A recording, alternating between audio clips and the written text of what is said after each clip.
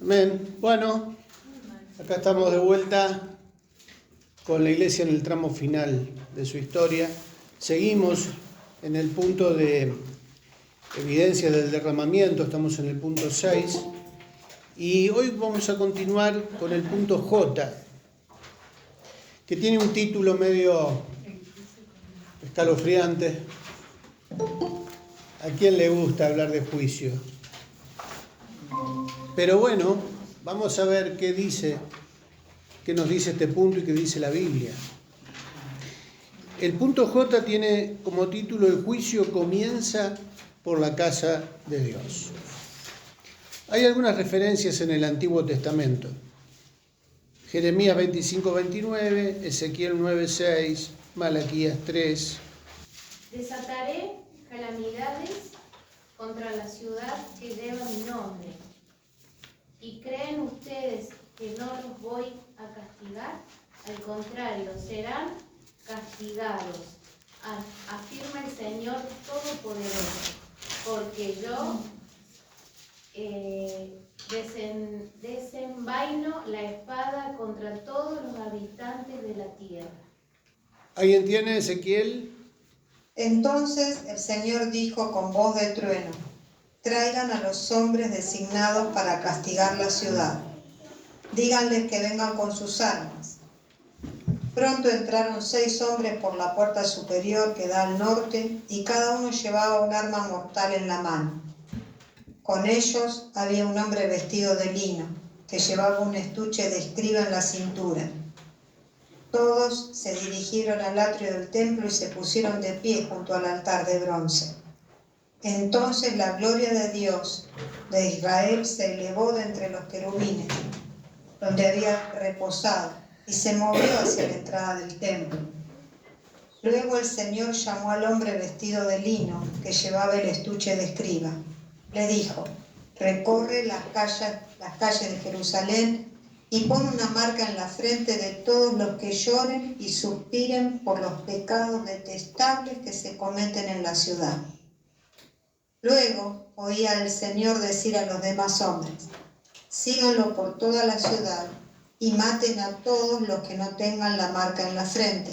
No tengan compasión, no tengan lástima de nadie. Mátenlos a todos, ancianos, jóvenes, muchachas, mujeres y niños. Sin embargo, no toquen a ninguno que tenga la marca. Comiencen aquí mismo en el templo. Entonces ellos comenzaron matando a los 70 líderes. Qué escena, ¿no? Qué situación. Dentro de esta historia, bueno, si tenemos que ponernos en la historia, en el contexto, era una situación como las típicas del pueblo de Dios que se aparta de Dios y se contamina con otros dioses y se olvida, le da la espalda al Dios de Israel. Y justamente llegan a una situación, a una decadencia y a una corrupción en donde Dios interviene con juicio. Quizás la palabra que se repita mucho esta noche va a ser esa: juicio. Y es un juicio de castigo, ¿no? Castigo. ¿Por dónde empieza el juicio? Por el santuario. Y comienza por los líderes del santuario, por los responsables de guiar al pueblo. Interesante, ¿no? Porque es la idea que toma el apóstol Pedro en Primera de Pedro 4:17. ¿Lo tienen? Sí, yo lo tengo. Bueno. Ha llegado ya el momento de Dios. Juzgue a todos y que empiece a juzgar a su propio pueblo. Y sí, empieza por nosotros y nos hace sufrir así. Imagínense lo que les espera a los que no obedecen la palabra de Dios. Fíjense que el apóstol Pedro es como que está recordando lo que está escrito en Ezequiel. Hay una idea, hay un concepto. ¿Cuál es? Porque es tiempo de que el juicio comience. ¿Por dónde? Dice Pedro. Es como que toma o recuerda. Pero en el contexto de Pedro nos damos cuenta de que la cosa no es lo mismo. Si leemos desde el versículo 12, en la Reina Valera leemos: amados, no os sorprendáis del fuego de prueba que os ha sobrevenido como si alguna cosa extraña os aconteciese. O sea, Pedro intenta en esta primera carta alentar a los hermanos que estaban siendo probados en su fe y que estaban comenzando a padecer por causa de Cristo. Los primeros atisbos de la persecución en la historia de la iglesia primitiva por parte del imperio se estaban dando en ese momento, y Pedro comienza a escribir para alentar la fe de los hermanos. O sea que el fuego de prueba que estaban soportando en ese momento era por causa del Señor, estaban padeciendo por causa de Cristo. Mientras que en el contexto de Ezequiel, ese juicio que comenzaba por la casa de Dios tenía como razón ¿qué? Como origen ¿qué? ¿Padecían por mantenerse fieles al Señor? Al revés. Era juicio de castigo por olvidarse del Señor y por haber caído en semejante corrupción. Espiritualmente son muy distintos los contextos. Si no gozaos, sigue diciendo Pedro, versículo 13, por cuanto sois participantes de los padecimientos de Cristo, para que también en la revelación de su gloria os gocéis con gran alegría. Si sois vituperados por el nombre de Cristo, sois bienaventurados, porque el glorioso Espíritu de Dios reposa sobre vosotros. Ciertamente de parte de ellos Él es blasfemado, pero por vosotros es glorificado. Así que ninguno de vosotros padezca como homicida, o ladrón, o malhechor, o por entremeterse en lo ajeno. Pero si alguno padece como cristiano, no se avergüence, sino glorifique a Dios por ello. Porque es tiempo, o sea, fíjense cómo el contexto, nada que ver con lo otro de Ezequiel. Y Pedro los alienta, no se avergüencen, trata de animarlos, de que se fortalezcan en el Señor, de que glorifiquen a Dios en medio de esa situación. Porque es tiempo de que el juicio comience por la casa de Dios. Y si primero comienza por nosotros, ¿cuál será el fin de aquellos que no obedecieron al Evangelio de Dios?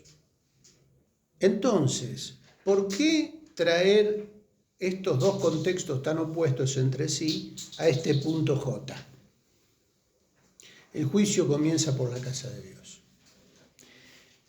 En algún momento, cuando analizábamos el término, la palabra juicio en griego, en el caso de 1 de Pedro, y en otros pasajes también, es interesante notar que el concepto de juicio tiene que ver, por un lado, con la condena, la sentencia. A veces uno escucha juicio, cayó juicio de Dios, ¿no? ¿Y cuál es la idea en esa expresión? Castigo. O la sentencia. Pero también la otra acepción para juicio es proceso. O sea, es un periodo, justamente Pedro se está refiriendo a un periodo de prueba. Pedro en su idea mantiene más que nada el tiempo de prueba para evaluar, en este caso, la fe. Primera de Pedro habla, desde el capítulo 1, de la importancia de entender esto, porque nuestra fe va a ser sometida a prueba. ¿Se entiende? Va a ser sometida a juicio o evaluación de prueba, para después de que ese periodo de prueba pase, ¿cómo va a salir nuestra fe? Según Pedro, en el primer capítulo, no lo leímos, pero para que sometida a prueba vuestra fe, mucho más preciosa que el oro. O sea, es una prueba que se somete a presión para salir fortalecidos. La fe va a ser purificada, va a ser fortalecida. O sea, nos anima a enfrentar ese periodo de prueba. Por eso Pedro alentaba a los hermanos a que se mantengan fieles y que resistan, y que los animaba, que glorifiquen a Dios por eso, porque eso iba a terminar siendo beneficioso. Pero había que pasar por el periodo de prueba. Nosotros como cristianos también, en nuestra vida, vamos a ser sometidos a diferentes niveles de prueba. Y a medida que vayamos aprobando, nuestra fe se va a ver fortalecida. Eso nos tiene que animar. porque al pasar por esos niveles de prueba, vamos a poder enfrentar situaciones de mucha más presión, pero ya con mayor resistencia. ¿Se entiende el propósito de la prueba? Lo que encontramos en estos pasajes, tanto en el Antiguo como en el Nuevo Testamento, son tratos de Dios con dureza, pero con un propósito. Por un lado decimos que para un hijo de Dios el tiempo de prueba siempre termina siendo beneficioso, aunque el momento no sea agradable. A veces queremos evitar o no lo discernimos al tiempo de prueba y queremos escaparnos de ese tiempo o cortar camino o tratar de zafar, sin darnos cuenta que Dios lo está permitiendo por algo. Cuanto más demoremos en aprender la lección, más duro va a ser. Ahora, también se habla de que Dios no da por inocente al culpable, de que Dios también castiga. Dios castiga, Dios no es amor. Mira, siempre recuerdo, ¿no?, a una hermana allá en Entre Ríos que me hizo esa pregunta. Dice, Triqui, ¿Dios castiga? Y yo ya sabía que mi respuesta no iba a ser agradable. Le digo, sí, Dios castiga. ¿Cómo que Dios castiga? Dios no es amor, Dios no me ama. Y por eso. Y sí, Por eso mismo. pero a mí me dijeron que Dios me ama. Y claro, cuando uno conoce por ahí algo de la historia de alguien que siempre vivió siendo castigado o castigada, escuchar esa palabra, ay, es como que todavía tengo que seguir siendo castigado. Pero justamente también encontramos que Dios, al que ama, disciplina y azota a todo aquel que toma por hijo. Azota. Otra palabra que es más dura todavía. Azota a aquel que toma por hijo.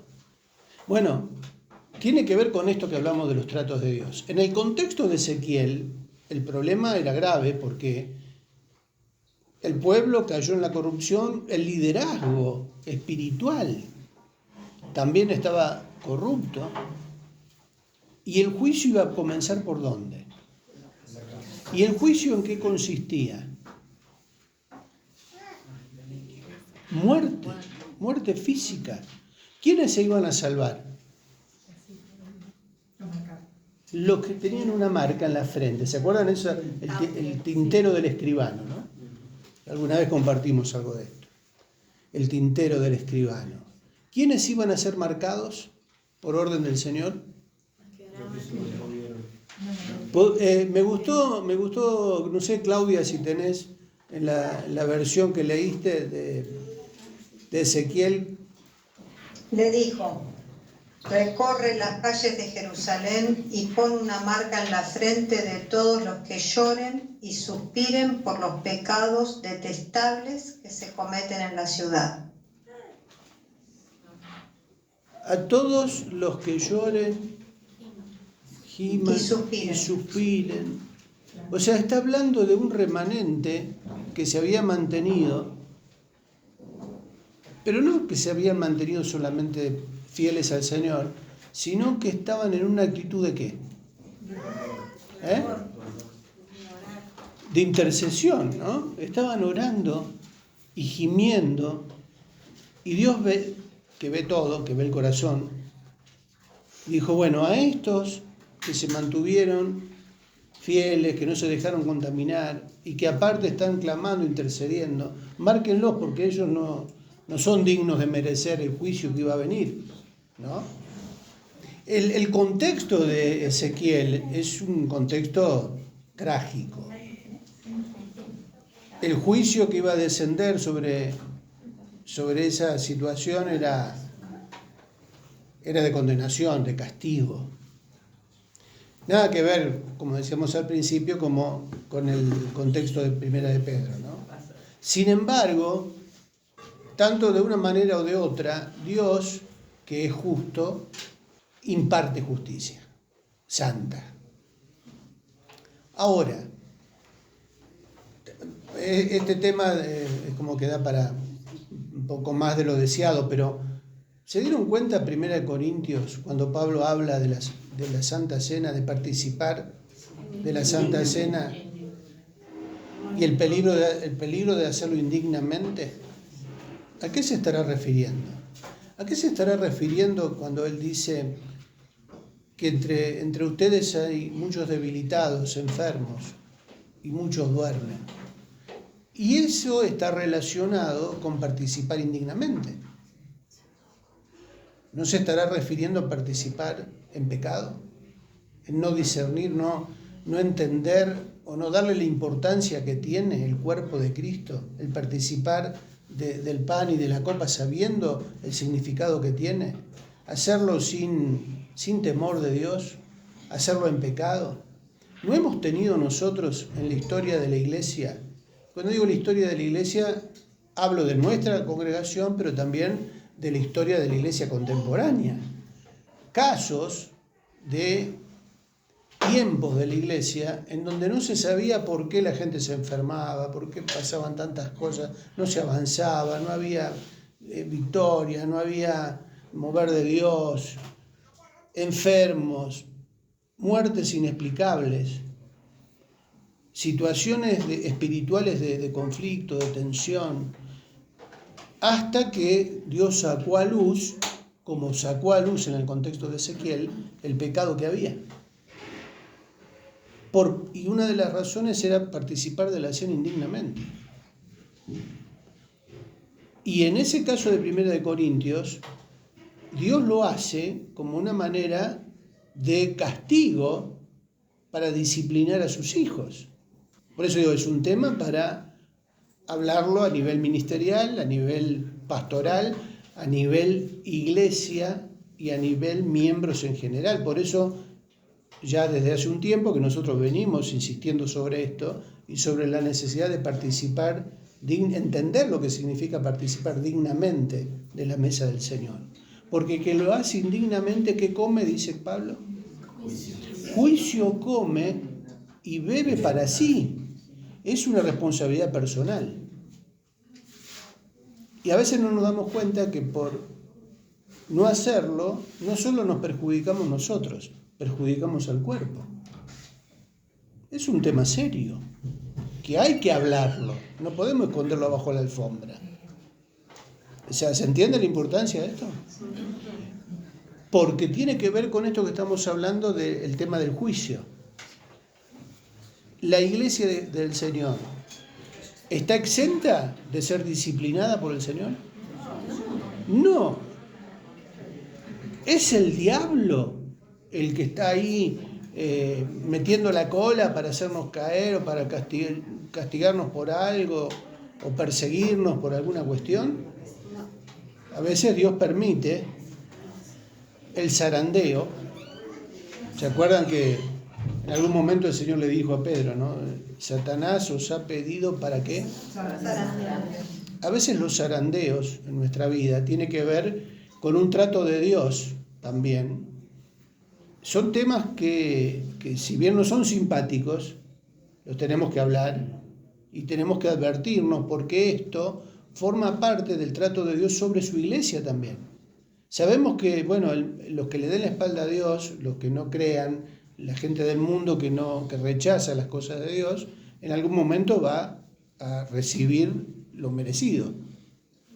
Pero nosotros no estamos exentos por ser hijos de Dios, porque, como dice Hebreos, también la disciplina forma parte del amor que el Padre tiene a sus hijos. ¿Se acuerdan? Vayan leyendo esos pasajes y tomando el tema aparte de lo que estamos viendo ahora. Porque ahora lo que estamos viendo en el punto J es que el juicio tiene que ver con ¿qué? ¿En qué punto estamos? O sea, que este juicio del que estamos hablando no va a ser después que el Señor venga. O sea, después de que cuando venga el Señor por segunda vez, va a haber un juicio para los creyentes, pero ese juicio tiene que ver con el tribunal de Cristo. Esto yo sé que lo vemos en el discipulado, pero lo repaso por las dudas para el que no lo recuerda. Ahora estamos en el tiempo de prueba. Bueno, pero va a haber un tiempo futuro cuando el Señor venga, en donde los hijos de Dios vamos a pasar por el tribunal de Cristo. Ese tribunal es para evaluar qué cosa. Pero para evaluar qué. Las obras. Las obras que los hijos de Dios hayan hecho por amor al Señor, y en base a esas obras de amor van a recibir más o menos recompensa. Va a ser probada, dice, por fuego, para evaluar la calidad de la obra que hicimos para el Señor. Y en base a ese tribunal va a haber galardones, recompensas. Ese tribunal de Cristo no tiene nada que ver con la condenación o con la salvación. Es un tribunal para los creyentes ya salvos que van a recibir mayor o menor recompensa. No tiene nada que ver con si se pierde la salvación o no, porque también ahí Pablo dice que seremos salvos, si bien seremos salvos, así como por fuego. O sea, el fuego va a determinar la recompensa, nada más. Vamos a entrar al cielo medio con olor a pelo quemado, medio chamuscado, pero vamos a entrar. No está en riesgo la salvación en el tribunal de Cristo. A lo que estamos hablando acá, por un lado, tiene que ver con lo que va a pasar ahora. O sea, digo ahora, en el tiempo antes que el Señor venga. Porque Pedro dice que es necesario. Porque, ¿cuál es el propósito de este tiempo de prueba? Purificarnos, perfeccionarnos, fortalecer nuestra fe. Jesús no habló de esto. ¿Se acuerdan lo que hablábamos al principio de la serie? ¿Cómo preparó Jesús a los discípulos? ¿Cómo le iban a pasar los discípulos? ¿No iban a pasar por lo que ya estaban pasando cuando Pedro escribe la carta? ¿No estaban pasando por esas pruebas que Jesús anunció? La persecución, la traición, la entrega. ¿No estaban pasando por eso? Estaban pasando por eso. O sea que es una confirmación, esto que Pedro está hablando en la primera carta, de aquello que Jesús enseñó en Mateo 24. Prepárense porque ustedes van a pasar por esto. Es necesario, dice Pedro, ¿no? Sí. Porque es tiempo de que el juicio comience por la casa de Dios. Y si primero comienza por nosotros, sí, después sí, ¿cuál será el fin de aquellos que no creen? O sea, que es necesario o no pasar por momentos de tribulación, de prueba, de sufrimiento, de lucha, de oposición, porque de esa manera Dios trata con aquellos que le sirven, que le siguen, que quieren obedecerle. Y tiene que suceder porque forma parte de las señales de los últimos tiempos. No podemos decir que la iglesia va a pasarla bien hasta que el Señor venga. Yo no puedo generarles esa expectativa a ustedes. Quédense tranquilos que a nosotros no nos va a pasar nada, no vamos a enfrentar ningún tipo de persecución, porque el Señor nos va a llevar antes de que Él venga y vamos a pasar la eternidad con Él. Es más, ya estamos pasando la eternidad, ya estamos viviendo la eternidad con el Señor. Sí, en alguna manera es cierto. Ya somos eternos, ¿o no? Sí.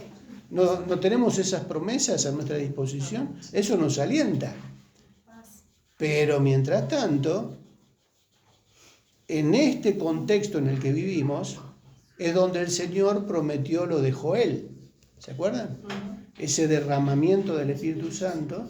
Antes que venga el día grande y espantoso de Jehová, va a haber un refuerzo, digo yo, no le llamo refuerzo, pero una asistencia del Espíritu Santo que nos va a ayudar a pasar por este tiempo de lucha, de prueba y hasta de sufrimiento y de dolor por causa del Señor, porque hacemos las cosas bien. Pero también castigo si moqueamos. Perdón, olvídense de esa expresión. Acá muy cordobés mandarse moco. O sea, de hacer cosas que ofenden a Dios. Si hacemos cosas que a Dios no le agradan, vamos a sufrir las consecuencias acá y que Dios va a tratar de esa manera con nosotros para que aprendamos la lección y no volvamos a cometer. ¿Se entiende el punto? Entonces, si a veces uno tiene que ligarse un chirlo y es con justo juicio, no le echemos la culpa al diablo ni reneguemos contra Dios, porque va a ser más larga el tratamiento, si no nos damos cuenta de que a veces Dios nos tiene que zarandear un poco para que nos demos cuenta y de esa manera también salir adelante y aprobados. Porque si rehusamos ser castigados, si rehusamos la disciplina, dice Hebreos, no somos ¿qué? No somos hijos, somos bastardos. Pero Dios al que ama, disciplina, castiga. Y azota a todo aquel que toma por hijo porque nos ama. O sea, tenemos que aceptar eso. Y no echarle la culpa siempre al diablo de que todo lo malo que nos pasa es porque el diablo metió la cola. No, nosotros metimos la pata.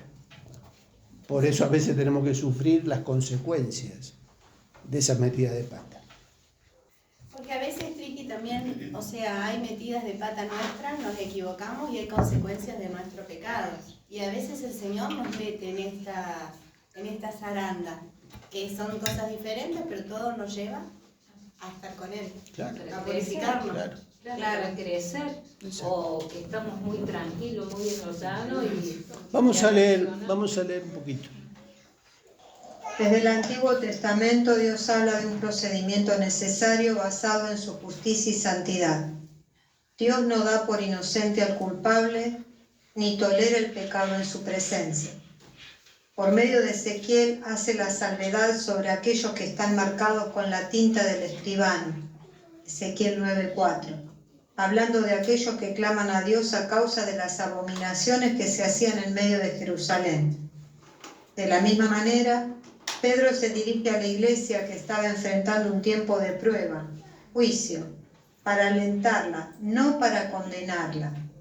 Los que están marcados por la sangre de Cristo son salvos, pero es necesaria la zaranda de la prueba para que decanten los que no tienen a Jesús en sus corazones, y para aquellos que sí lo tienen, salgan fortalecidos y purificados.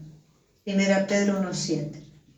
Este fuego de prueba comienza por los que están en la primera línea del ministerio y continúa por cada creyente. El propósito es poner en evidencia a los que llevan una doble vida, viviendo en pecado, cediendo a las tentaciones, pensando que nadie los ve. Pero también es destacar a aquellos que luchan contra el pecado, buscan la santidad y tratan de imitar a Cristo. 1 Pedro 4, 12, 3. Si este proceso de limpieza comienza por la iglesia y muchos seremos salvos así como por fuego, ¿cuánto más riguroso será para aquellos que no obedecen el Evangelio de Dios? 1 Pedro 4, 17b, 19. ¿Sigo? Sí. El tribunal de Cristo, para recibir los galardones o coronas, será después de que Él venga por su iglesia. Este tipo de juicio previo, citado por los profetas y ratificado por los apóstoles, será notorio antes de su retorno. Quizás el propósito sea, por un lado, advertir a los santos para que no caigan en el engaño de los falsos ministros y, por otro, dar oportunidad de arrepentimiento a los que cayeron antes que llegue el día del gran juicio, donde el Señor dictará sentencia y ejecutará la condena. 2 Corintios 13:5, Judas 23. De modo que los que padecen según la voluntad de Dios encomienden sus almas al fiel Creador y hagan el bien. 1 Pedro 4:19. ¿Podemos leer 2 de Pedro 3, del 1 al 5, y después del 15 al 18? Queridos amigos, esta es la segunda carta que les escribo y en ambas he tratado de refrescarles la memoria y estimularlos a que sigan pensando sanamente. quiero que recuerden lo que los santos profetas dijeron hace mucho y lo que nuestro Señor y Salvador ordenó por medio de los apóstoles. Sobre todo, quiero recordarles que en los últimos días vendrán burladores que se reirán de la verdad y seguirán sus propios deseos. Dirán, ¿qué pasó con la promesa de que Jesús iba a volver? Desde tiempos antes de nuestros antepasados, el mundo sigue igual que al principio de la creación. Deliberadamente olvidan que hace mucho tiempo Dios hizo los cielos por la orden de su palabra y sacó la tierra de las aguas y la rodeó con agua. Luego usó el agua para destruir el mundo, antiguo con un potente diluvio. Por esa misma palabra, los cielos y la tierra que ahora existen han sido reservados para el fuego. Están guardados para el día del juicio, cuando será destruida la gente que vive sin Dios. 15 al 18. Y recuerden que la paciencia de nuestro Señor da tiempo para que la gente sea salva. Esto es lo que nuestro amado hermano Pablo también les escribió con la sabiduría que Dios le dio al tratar estos temas en todas sus cartas. Algunos de sus comentarios son difíciles de entender y los que son ignorantes e inestables han tergiversado sus cartas para que signifiquen algo muy diferente, así como lo hacen con otras partes de la Escritura. Esto resultará en su propia destrucción. Queridos amigos, ustedes ya saben estas cosas, así que manténganse en guardia. Entonces no serán arrastrados por los errores de esa gente perversa y no perderán la base firme que tienen. En cambio, crezcan en la gracia y el conocimiento de nuestro Señor y Salvador Jesucristo. A Él sea toda la gloria ahora y para siempre. Amén. Amén. ¿Cuál será entonces el propósito de este tiempo de prueba, de juicio? Bueno, lo acabamos de leer, de escuchar. Hay un propósito. Bueno, por un lado, estar alertas, prepararnos, que no nos tome de sorpresa, advertirnos a nosotros, pero también a través de nosotros que podamos advertir a otros.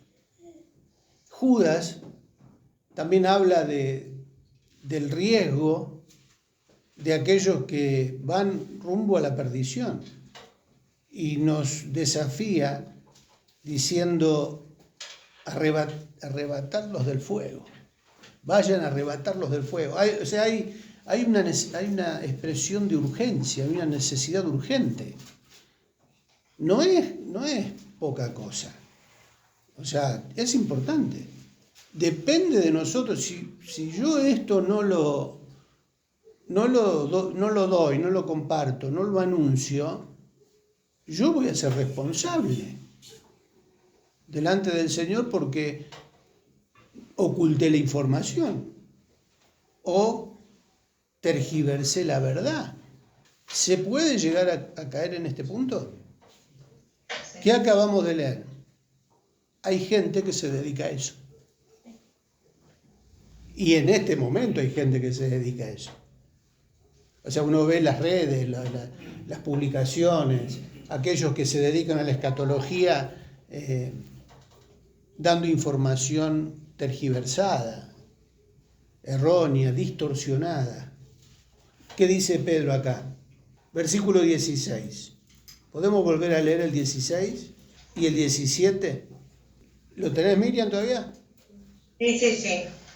Al tratar estos temas en todas sus cartas, algunos de sus comentarios son difíciles de entender y los que son ignorantes e inestables han tergiversado sus cartas para que signifiquen algo muy diferente, así como lo hacen con otras partes de la Escritura.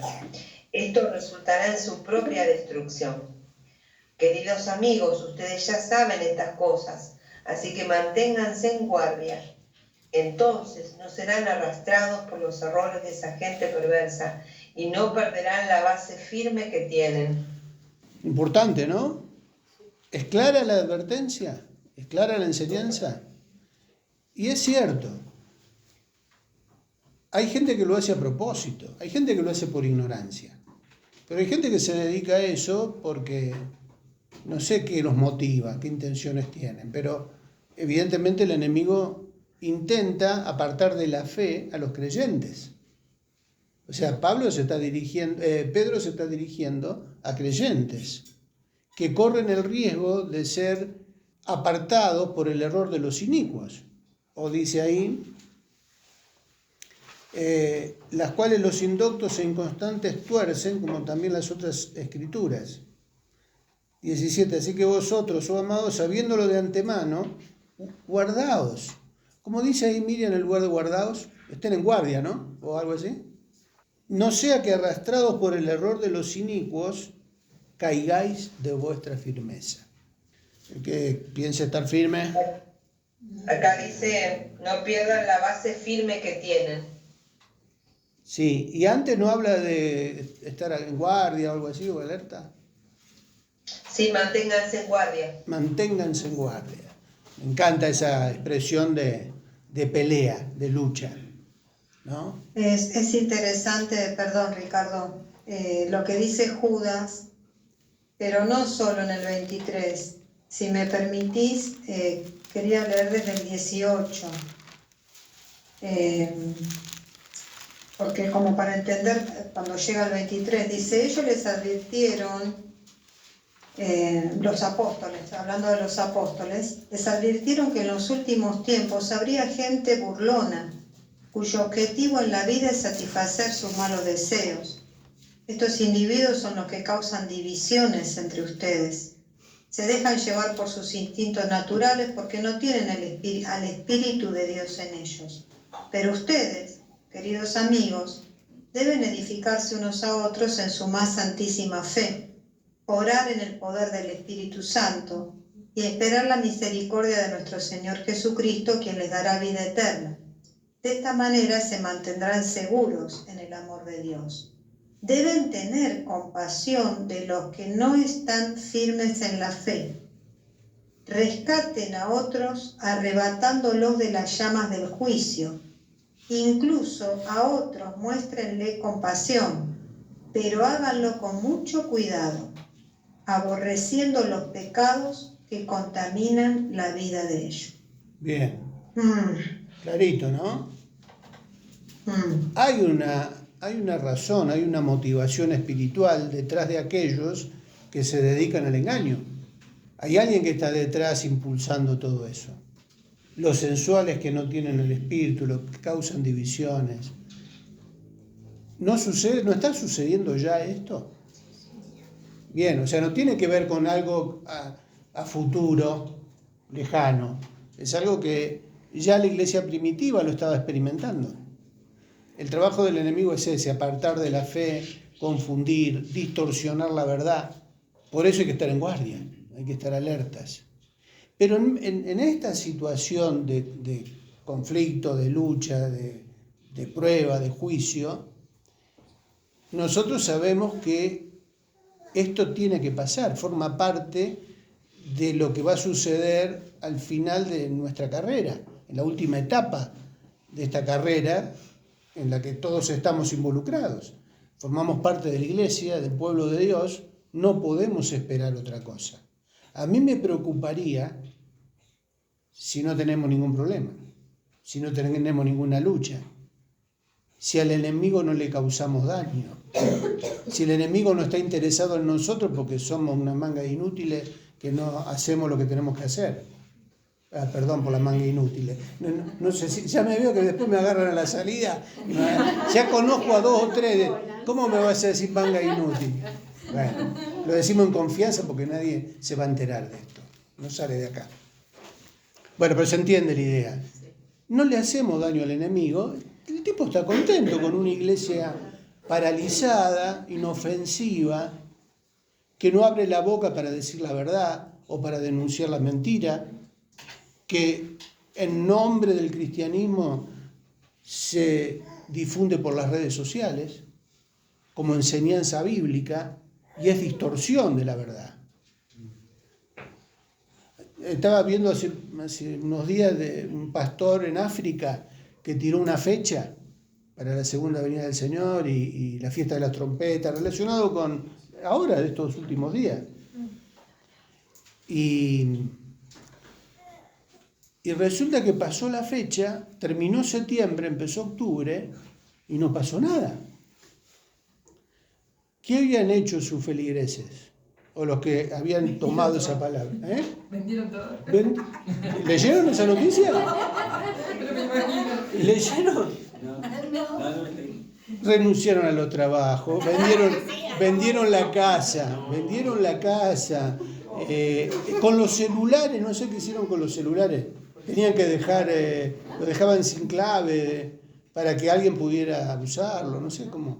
¿Qué se hace con los celulares? No puedes sacar la clave para que sea acceso libre, o sea, cuando vos tenés el celular por primera vez, no tiene contraseña, entonces Sí. puedes sacar. No, lo duro que es esto es que la gente lo hace y está entenebrecida y lo hace por necesidad o porque también busca esa fe y lamentablemente pasan estas cosas.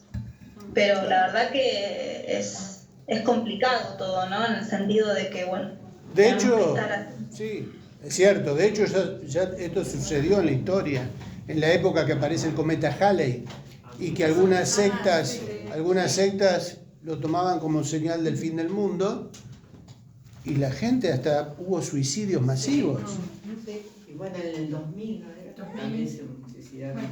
2012, Bueno, el hecho es que ponemos este punto J acá como una evidencia de que aún en medio de esta situación el Espíritu Santo nos está asistiendo, nos está acompañando. Forma parte de ese derramamiento del Espíritu Santo sobre su pueblo, aún en tiempos de juicio, en tiempos de prueba. El Espíritu Santo nos va a asistir en estos tiempos. Y comienza por la casa de Dios y tiene que ver con trato de Dios con su pueblo a través del Espíritu Santo trabajando en nosotros. O sea, en medio de toda esta situación, el Espíritu Santo va a está. Y está tratando de ayudarnos a pasar los tiempos de prueba. Así como el apóstol Pedro escribió esto para alentar a nuestros hermanos en esa época de la historia, también nosotros hoy nos tenemos que alentar con esto. No nos asustemos del juicio ni de los tratos duros de Dios, aún con nosotros, porque nos está preparando para algo más glorioso. ¿Ven? El próximo punto va a estar más lindo. Digo, que aún también tiene que ver con esto, ¿no? Pero nos tiene que alentar, esto nos tiene que alentar. Vamos a orar. ¿Quién nos quiere guiar de los que están conectados? Muchas gracias, Señor, por escuchar, por investigar, conocer tu palabra, todas estas advertencias, todo lo que nos estás mostrando, Señor. Todo esto que nos ayuda a reflexionar, a buscar la santidad, a buscarte cada día más, Señor.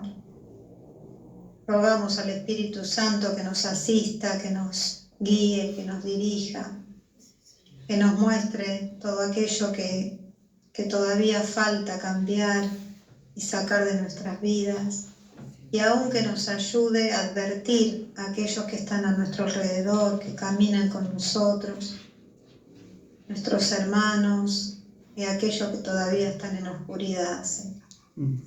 Gracias por este tiempo con mis hermanos, gracias por tu palabra, Señor. Oramos en el nombre de Jesús, agradeciéndote, Señor. Amén. Amén.